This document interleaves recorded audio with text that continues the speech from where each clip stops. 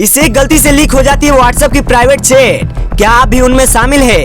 आइए बताते हैं कौन से है वो सीक्रेट्स। व्हाट्सएप दुनिया का सबसे सुरक्षित मैसेजिंग ऐप माना जाता है क्योंकि इसमें एंड टू एंड एन्क्रिप्शन होता है। इसके बावजूद कई बार लोगों की प्राइवेट चैट लीक हो जाती है और उन्हें लगता है कि शायद ऐप में कोई बड़ी कमी है, लेकिन सच इससे बिल्कुल अलग है। असल वजह अक्सर खुद यूजर्स की एक साधारण सी गलती से होती है जो अनजाने में उनकी चैट को दूसरों तक पहुंचा देती है। सबसे बड़ी गलती, ज्यादातर लोग व्हाट्सएप में अपनी चैट का बैकअप गूगल ड्राइव या iCloud में ऑन कर देते हैं ताकि फोन बदलने पर मैसेज न खोए, लेकिन यहीं से जोखिम शुरू होता है। एंड टू एंड एन्क्रिप्शन सिर्फ उस चैट के लिए काम करता है जो आपके फोन और रिसीवर के फोन तक सीमित है, लेकिन बैकअप क्लाउड में जाता है तो उसी एन्क्रिप्शन से सुरक्षित नहीं होता। इसका मतलब अगर कोई आपको क्लाउड अकाउंट तक पहुंच गया तो वो आपके व्हाट्सएप बैकअप को पढ़ सकता है। कई चैट लीक की घटनाओं में यही कारण सामने आया है। कमजोर पासवर्ड और OTP धोखाधड़ी करते हैं ये काम तमाम। कई लोग अपने गूगल या एप्पल अकाउंट का पासवर्ड बहुत आसान रखते हैं या हर जगह एक जैसा पासवर्ड इस्तेमाल करते हैं। ऐसे में हैकिंग का खतरा बढ़ जाता है। इसके साथ ही OTP स्कैम में लोग अनजाने में ही अपने अकाउंट की एक्सेस दूसरों को दे बैठते हैं। यदि किसी के हाथ आपके क्लाउड अकाउंट की एंट्री लग गई तो आपका व्हाट्सएप बैकअप भी उनके लिए खुली किताब बन जाता है।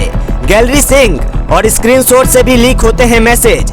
कई बार चैट सीधे व्हाट्सएप से ही नहीं लीक होती बल्कि फोन की गैलरी या स्क्रीनशॉट के जरिए बाहर पहुंच जाती है। ऑटो मीडिया डाउनलोड ऑन होने पर आपकी निजी फोटो, वीडियो या डॉक्यूमेंट फोन के कई ऐप से एक्सेस किए जा सकते हैं। कोई भी गलती या गलत ऐप इंस्टॉल करने पर यह डेटा बाहर जा सकता है। कैसे बचाएं अपनी private chat? WhatsApp chat leak से बचने का सबसे आसान तरीका है अपनी डिजिटल सुरक्षा को मजबूत रखना, यानी डिजिटल सिक्योरिटी को स्ट्रॉन्ग बनाए रखना। क्लाउड बैकअप बंद रखे या एन्क्रिप्शन ऑन रखे। अपने गूगल या एप्पल अकाउंट में मजबूत पासवर्ड और 2FA एक्टिवेट करे। ऑटो मीडिया डाउनलोड बंद रखे। किसी भी अनजान लिंक या OTP को शेयर ना करे।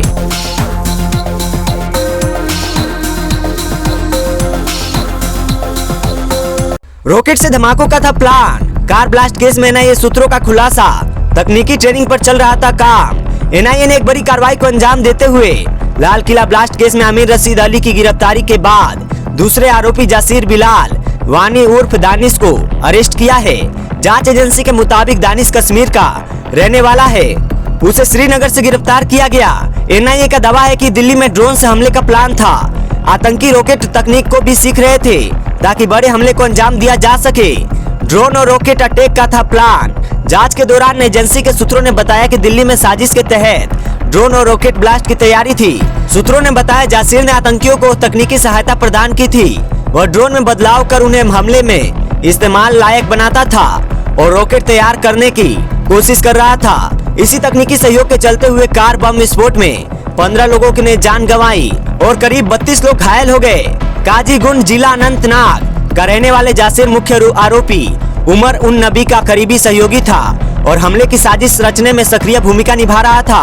NIA अभी धमाके की साजिश के विभिन्न पहलुओं की गहन जांच कर रही है। एजेंसी की कई टीमें अलग अलग राज्यों में छापेमारी कर रही है ताकि इस आतंकी हमले में शामिल हर व्यक्ति की पहचान सुनिश्चित की जा सके। 10 दिन की रिमांड पर आतंकी।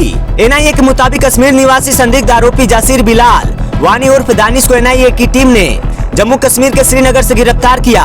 जांच एजेंसी के द्वारा इस केस में सबसे पहले आरोपी के तौर पर आमिर रशीद अली को गिरफ्तार किया गया था, जिसे जांच एजेंसी द्वारा 17 नवंबर को दिल्ली स्थित NIA के विशेष कोर्ट में पेश किया गया था, जिसके बाद कोर्ट ने उसे 10 दिनों की NIA रिमांड में भेज दिया है। अब 18 नवंबर को जासिर बिलाल वानी उर्फ दानिश को दिल्ली स्थित पटियाला हाउस कोर्ट में पेश किया जाएगा और आगे उसकी रिमांड की जाएगी। साजिश के तहत ड्रोन और रॉकेट के प्रयोग की भी हुई थी तैयारी। जांच एजेंसी के वरिष्ठ सूत्र अधिकारी के मुताबिक इस मामले की तफ्तीश के दौरान ये इनपुट्स भी सामने आया है कि जासिर ने आतंकियों को तकनीकी सहायता प्रदान की थी। वह ड्रोन में बदलाव कर उन्हें हमले में इस्तेमाल लायक बनाता था और रॉकेट तैयार करने की कोशिश भी कर रहा था। इसी तकनीकी सहयोग के चलते हुए कार बम विस्फोट में मौके पर ही 10 लोगों की मौत और करीब 32 लोग घायल हुए थे।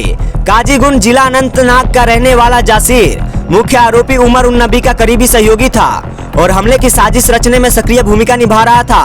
NIA अब भी धमाके की साजिश के विभिन्न पहलुओं की गहन जांच कर रही है। एजेंसी की कई टीमें अलग अलग राज्यों में छापेमारी कर रही है ताकि इस आतंकी हमले में शामिल हर व्यक्ति की पहचान सुनिश्चित की जा सके।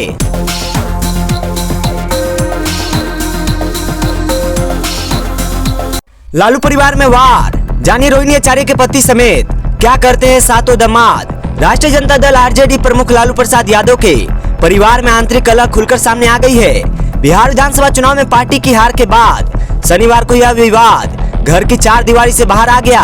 लालू यादव की दूसरी बेटी रोहिणी आचार्य, जिन्होंने हाल ही में अपने पिता को किडनी दान की थी, ने सोशल मीडिया प्लेटफॉर्म एक्स पर सबको चौंकाते हुए घोषणा की कि वह राजनीति और अपने परिवार दोनों से दूरी बना रही है। उन्होंने लिखा, मैं राजनीति छोड़ रही हूँ और अपने परिवार से रिश्ता खत्म कर रही हूँ। संजय यादव और अमीज ने मुझे यही सलाह दी थी।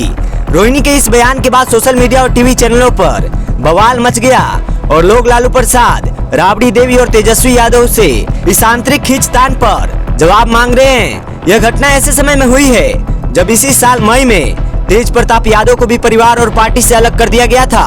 लालू यादव के दामाद राजनीति और कॉरपोरेट जगत में दखल। लालू प्रसाद यादव और राबड़ी देवी की कुल 9 संतानें हैं, 2 बेटे और 7 बेटियां और सभी विवाहित है। लालू यादव के दामाद विभिन्न प्रभावशाली पेशों और राजनीतिक पृष्ठभूमि से जुड़े हैं। शैलेश कुमार मीसा भारती के पति है। इन्फोसिस में काम करने के बाद अब अपना व्यवसाय करते हैं। उन्होंने आईसीआईसीआई बैंक से करियर की शुरुआत की थी। समरेश सिंह रोहिणी आचार्य के पति सिंगापुर स्थित एवरकोर इन्वेस्टमेंट बैंकिंग में वरिष्ठ अधिकारी है। उन्होंने दिल्ली विश्वविद्यालय से अर्थशास्त्र में स्नातक और INSEAD से बिजनेस स्कूल में MBA किया है। विक्रम सिंह चंदा यादव के पति लंबे समय तक एयर इंडिया में पायलट के रूप में जुड़े रहे हैं। राहुल यादव रागनी यादव के पति समाजवादी पार्टी के सक्रिय नेता है और गाजियाबाद में एक बड़ा रेस्टोरेंट चलाते हैं। वो एक राजनीतिक परिवार से आते हैं। विनीत यादव हेमा यादव के पति दिल्ली के राजनीतिक परिवार से है और व्यापार के साथ साथ राजनीति से भी जुड़े हुए हैं। चिरंजीव राव अनुष्का राव के पति कांग्रेस के विधायक रह चुके हैं और दक्षिण हरियाणा के एक बड़े राजनीतिक परिवार से आते हैं। तेज प्रताप सिंह राजलक्ष्मी यादव के पति मुलायम सिंह यादव के पोते और मैनपुरी से सांसद रह चुके हैं, जो इस परिवार को सीधे समाजवादी पार्टी से जोड़ते हैं। राजनीतिक और व्यापारिक गठजोड़। लालू यादव के दामाद न सिर्फ कॉरपोरेट और बैंकिंग जैसे क्षेत्रों में हैं, बल्कि राजनीतिक गठजोड़ में भी बड़ी भूमिका निभाते हैं। सबसे छोटे दामाद तेज प्रताप सिंह की शादी से लालू परिवार सीधे तौर पर मुलायम सिंह यादव के परिवार से जुड़ा है। वहीं बेटी अनुष्का राव के पति चिरंजीव राव हरियाणा के बड़े कांग्रेस नेता के पुत्र है।